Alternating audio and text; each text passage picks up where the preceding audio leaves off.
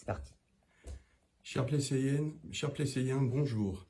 Je tenais à vous faire ce message ce matin, puisque la fête de l'humanité a eu lieu ce week-end et vous avez été quelques-uns à m'interpeller sur particulièrement les nuisances sonores.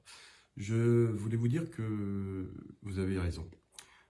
Moi-même, j'ai pu le constater et j'ai immédiatement, dès le samedi matin, énergiquement intervenu auprès des organisateurs, puisque dans la nuit de vendredi à samedi, l'utilisation excessive des ultra basses fréquences dans des musiques électro jusqu'à une heure très tardive, plus de 4 heures du matin, c'était pas admissible, pas audible.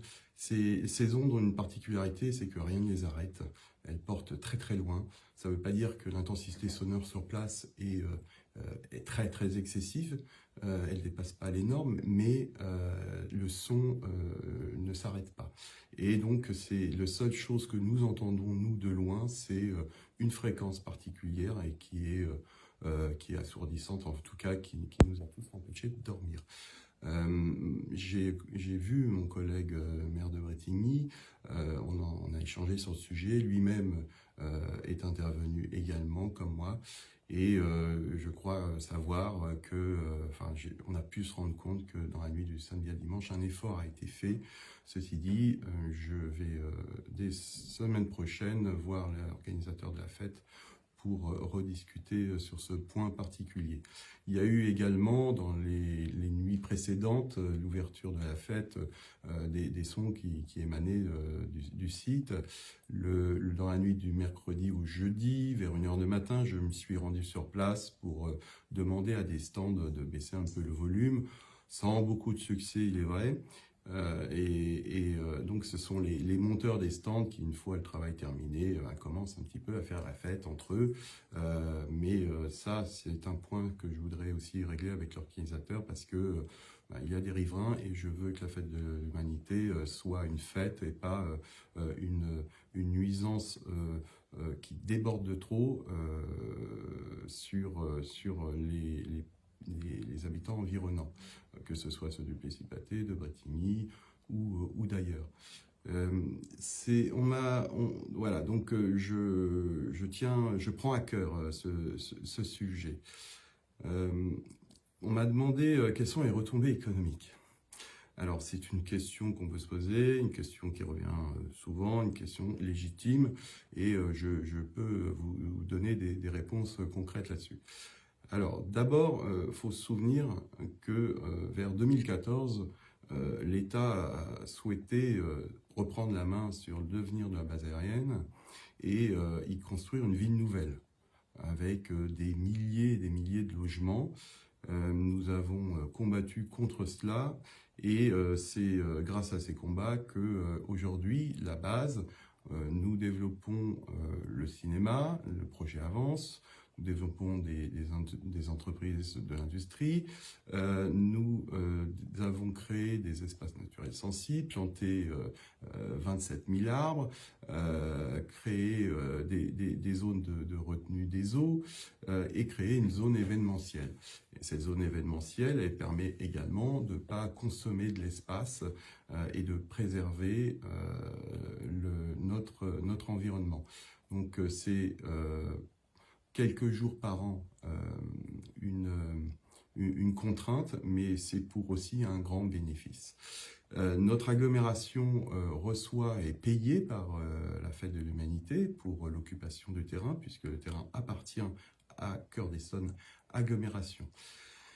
Plus basiquement, nos commerçants en ville ont vu un accroissement de leur activité, comme l'épicerie, la boulangerie, la ferme de la pouletterie, mais également de nombreuses entreprises locales, des commerces d'autres communes, comme à Bretigny, mais pas seulement, et des entreprises de transport de personnes, des transports de marchandises, de levage, des différents prestataires, des traiteurs.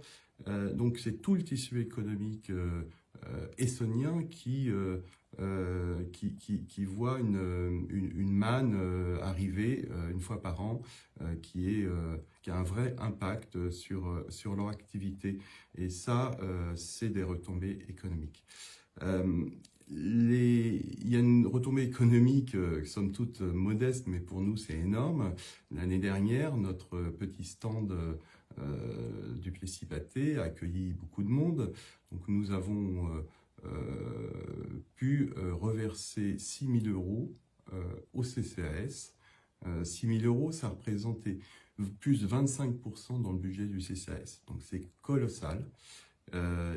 C'est une bonne chose puisque ça va pouvoir permettre au CCAS de continuer de développer notamment notre projet qui devrait voir le jour tout début 2024 qui est l'acquisition et l'embauche de quelqu'un pour le transport des personnes âgées sur une sorte de transport à la demande.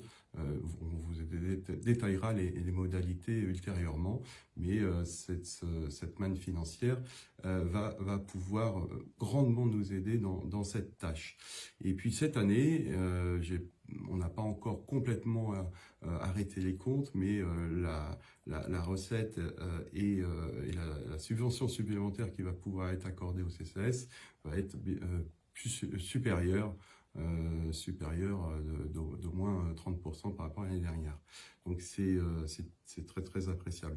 Il a été accueilli 430 000 personnes, ce sont les chiffres de la préfecture. Vous pouvez les considérer comme fiables. 430 000 personnes pendant ces 3 jours, un immense succès, une très très belle fête où j'ai croisé énormément de Plesséiens qui étaient très heureux d'être là.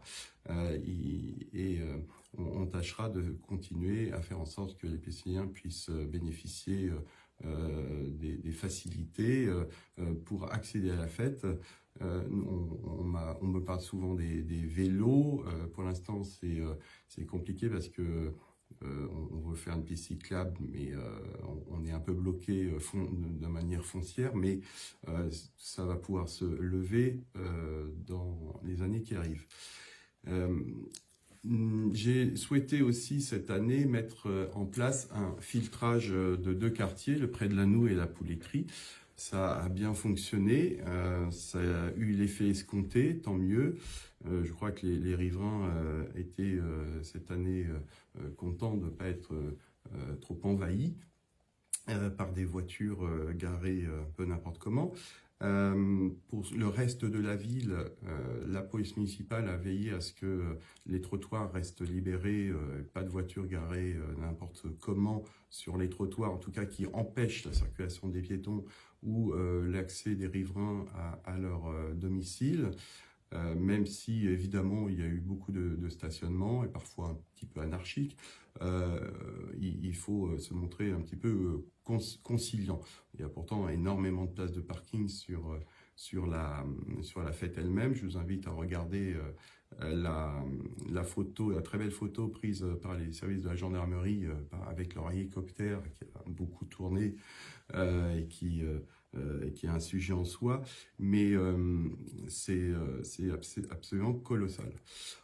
Donc pour finir, je voudrais remercier vivement les services de la ville qui ont œuvré à préparer les aménagements à l'intérieur de la ville, mais aussi sur notre stand.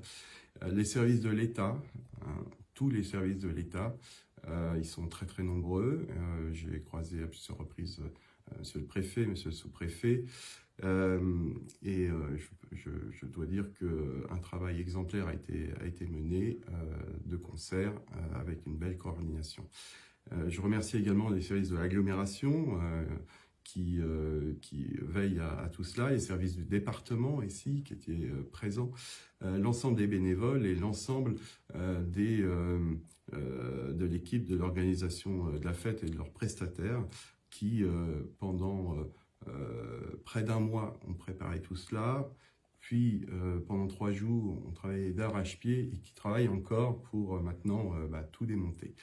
Je peux vous donner rendez-vous le 13, 14 et 15 septembre 2024. Ce sera les dates pour l'année prochaine. J'espère que l'année prochaine, les circulations des RER sera pleine et entière, pas comme cette année. En tout cas, ils ont la date largement en avance pour s'organiser et que les choses puissent grandement s'améliorer sur l'impact du son, parce que pour moi c'est primordial que tout le monde ait le droit au repos, au sommeil, et ne soit pas incommodé de manière excessive. Je ne dis pas qu'il n'y aura pas de bruit, je dis juste de manière excessive.